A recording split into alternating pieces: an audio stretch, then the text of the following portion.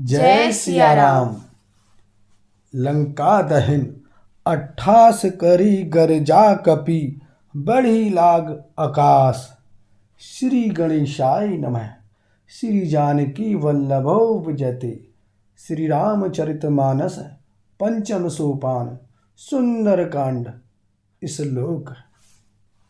शान्तं शाश्वतं प्रमेय मनघं निर्वाणशान्तिप्रदं ब्रह्मा शम्भुफणीन्द्रसेव्य मनीषं वेदान्तवेद्यं विभुं रामाख्यं जगदीश्वरं सुरगुरुं मायामनुष्यं हरिं वन्देऽहं करुणाकरं रघुवरं भूपालचूड़ामणिम्।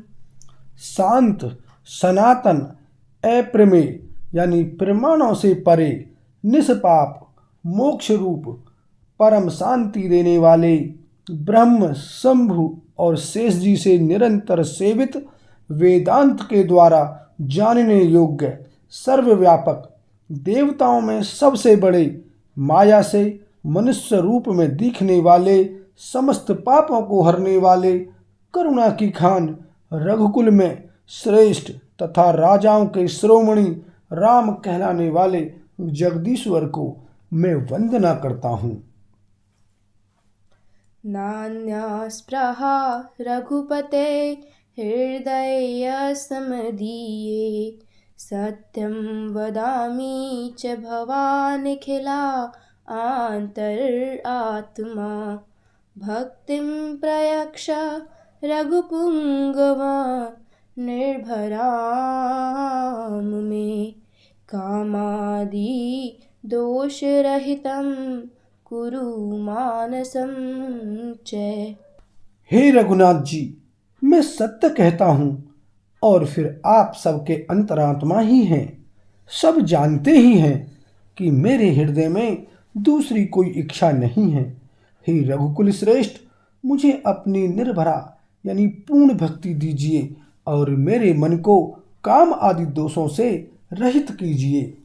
अतुलित बलधामं हिमेशलाभदेहं दनुजवन्कृशानुं ज्ञानिनां ग्रगण्यं सकलगुणनिधानं वानराणामधीशं रघुपति प्रियभक्तं वातजातं नमामि।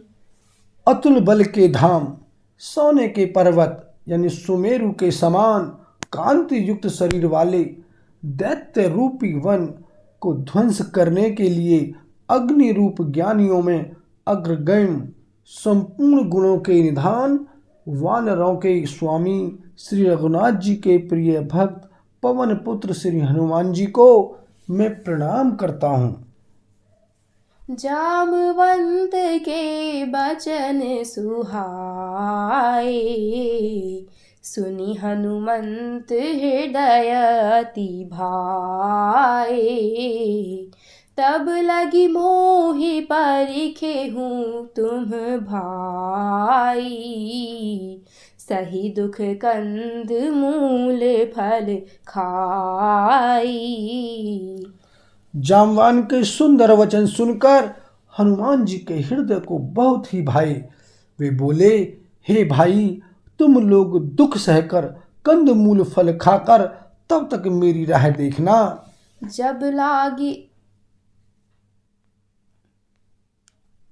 जब लगी आवो सीता ही देखी होई ही काजू मोहि हर्ष विशेषी यह कही नाई सबहि कहूँ माथा चले हर्षि ही धरी रघुनाथा। जब तक मैं सीता जी को देखकर लौट न आऊं, काम अवश्य होगा, क्योंकि मुझे बहुत ही हर्ष हो रहा है। यह कहकर और सबको मस्तक नवाकर तथा हृदय में श्री रघुनाथ जी को धारण करके हनुमान जी हर्षित होकर चले। सिंधु तीरे एक भूधर सुंदर कौतुक कूदी चढ़ें ता ऊपर। बार बार रघुबीर संभारी, तर के पवन तनय बल भारी। समुद्र के तीर पर एक सुंदर पर्वत था। हनुमान जी खेल से ही अनायास ही कूदकर उसके ऊपर जा चढ़े और बार बार श्री रघुवीर का स्मरण करके अत्यंत बलवान हनुमान जी उस पर से बड़े वेग से उछले। जेहि गिरि चरण दे हनुमंता, चले उसोगा पाताल तुरंता। जिमि अमोघ रघुपति कर बाना, एहि भांति चलऊ हनुमाना। जिस पर्वत पर हनुमान जी पैर रखकर चले, जिस पर से वे उछले, वह तुरंत ही पाताल में धंस गया। जैसे श्री रघुनाथ जी का अमोघ बाण चलता है, उसी तरह हनुमान जी चले। जल निधि रघुपति दूत बेचारी, तै मैनाक होहि श्रम हारी। समुद्र ने उन्हें श्री रघुनाथ जी का दूत समझकर मैनाक पर्वत से कहा कि हे मैनाक, तू इसकी थकावट दूर करने वाला हो, अर्थात अपने ऊपर इन्हें विश्राम दे। हनुमान तेहि परसा, कर पुनि कीन्ह प्रणाम। राम काजु कीन्हे बिनु, मोहि कहाँ विश्राम। सियापति राम जय जय राम, मेरे प्रभु राम सीताराम।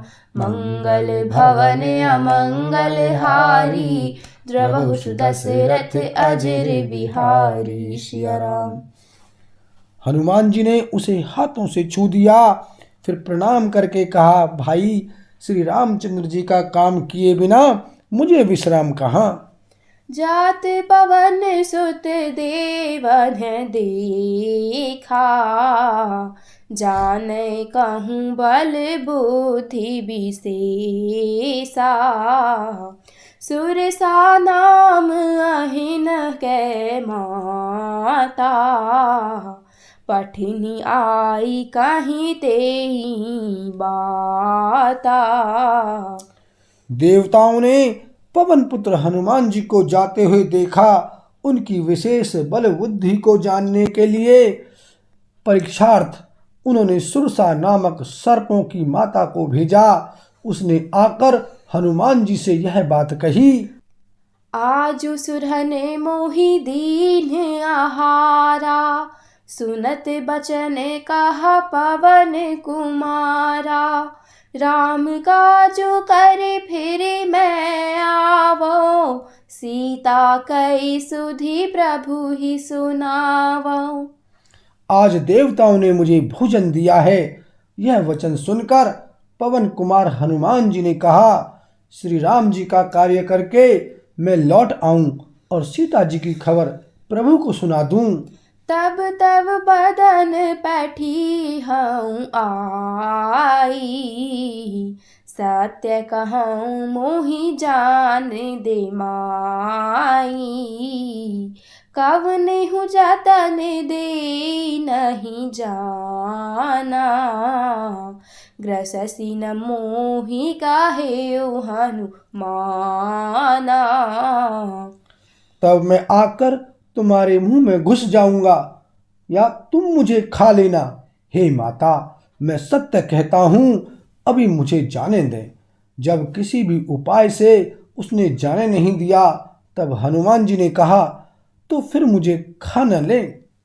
जो जन भरी तेहि बदन पसारा, कपि तनु कीन्हे दुगुन बेस्तारा। सोरह जो जन मुख तेहि ठयाऊं, तुरत पवन सुत बत्तीस भयाऊं। उसने योजन भर यानी 4 कोस में मुंह फैलाया। तब हनुमान जी ने अपने शरीर को उससे दूना बढ़ा लिया। उसने 16 योजन का मुख किया हनुमान जी ने तुरंत ही 32 योजन के हो गए। जैसे जैसे सुर सा बदन बढ़ावा, तासु दूने कपि रूप देखावा। सत जो जन तेहि आनन कीन्हा, अति लघु रूप पवन सुत लीन्हा। जैसे जैसे सुरसा मुख का विस्तार बढ़ाती थी, हनुमान जी उसका दूना रूप दिखलाते थे। उसने 100 योजन यानी 400 कोस का मुख किया, तब हनुमान जी ने बहुत ही छोटा रूप धारण कर लिया। बदन पैठी पुनि बाहिर आवा, मागा बिदाता ही सिरुनावा। मोहि सुरन जेहि लागी पठावा, बुद्धि बल मरमु तोर मैं पावा। और वे उसके मुख में घुसकर तुरंत फिर बाहर निकल आए और उसे सिर नवाकर विदा मांगने लगे।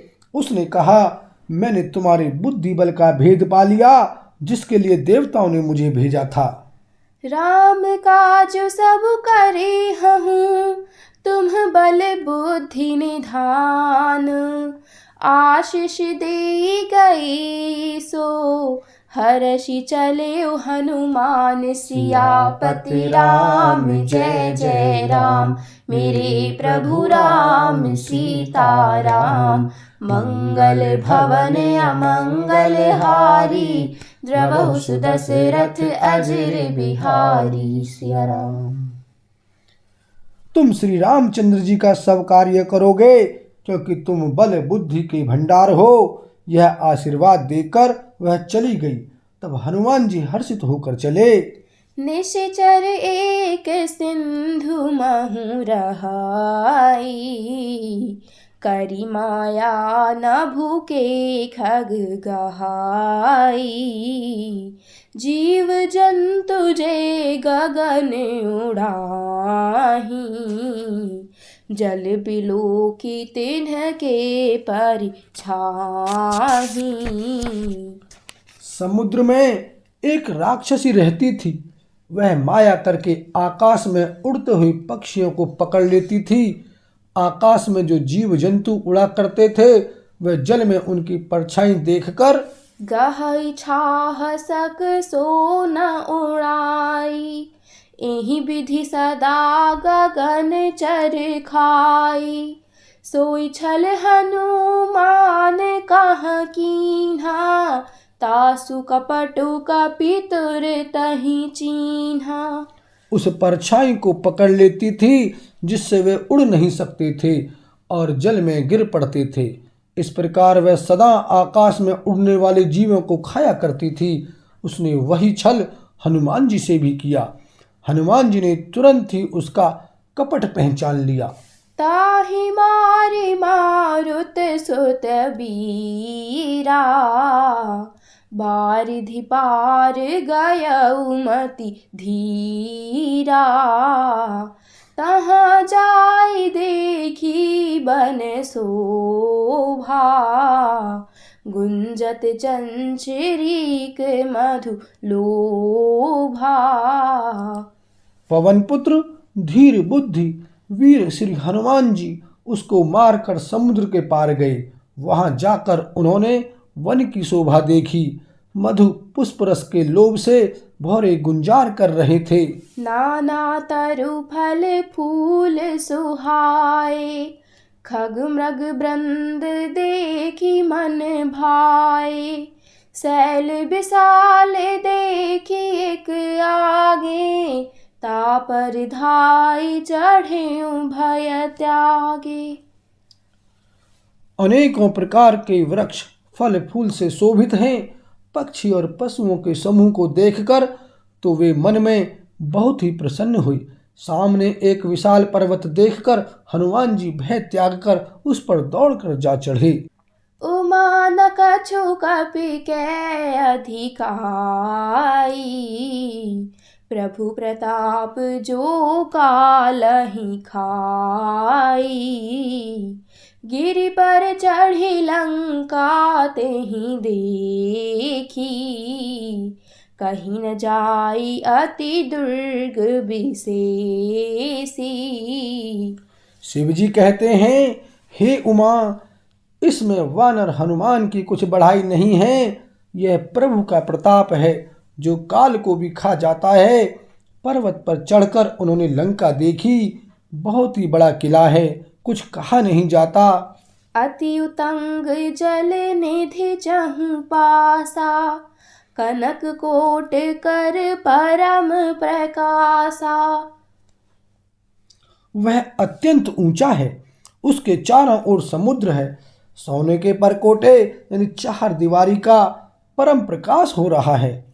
कनक कोट विचित्र मणिकृत सुंदरायतना घना, चौहट हट सुबट बीथी चारुपुर बहुविधि बना। गज बाजी खच्चर निकर पद चर रथ बरुथिनी को गनय, बहुरूप निश्चर जूथ अति बल सेन बरनत नहीं बनय। विचित्र मणियों से जड़ा हुआ सोने का परकोटा है। उसके अंदर बहुत से सुंदर सुंदर घर हैं। चौराहे, बाजार, सुंदर मार्ग और गलियां हैं। सुंदर नगर बहुत प्रकार से सजा हुआ है। हाथी, घोड़े, खच्चरों के समूह तथा पैदल और रथों के समूहों को कौन गिन सकता है। अनेक रूपों के राक्षसों के दल हैं। उनकी अत्यंत बलवती सेना वर्णन करते नहीं बनती। बन बाग उप बन बाटिका सरकूप बापी सोहहीं, नर नाग सुर गंधर्व कन्या रूप मुनि मन मोहहीं। कहूँ माल देह विशाल शैल समान अति बल गर्जहीं, नाना खारिन भी रही बहुविधि एक एखन तरजहीं। वन, बाग, उपवन, बगीचे, फुलवाड़ी, तालाब, कुएं और बावलियां सुशोभित हैं। मनुष्य, नाग, देवताओं और गंधर्वों की कन्याएं अपने सौंदर्य से मुनियों के भी मनों को मोह लेती हैं। कहीं पर्वत के समान विशाल शरीर वाले बड़े ही बलवान मल्ल यानी पहलवान गरज रहे हैं। वे अनेकों खाड़ों में बहुत प्रकार से भिड़ते और एक दूसरे को ललकारते हैं। करी जतन भट्ट कोटिन बिकट तन नगर चहु दिशि रज्जहीं। कहूँ महिष मानुष धेनु खर अज खल निशाचर भक्षहीं। इहि लागी तुलसीदास इनकी कथा कछु एक है कहीं।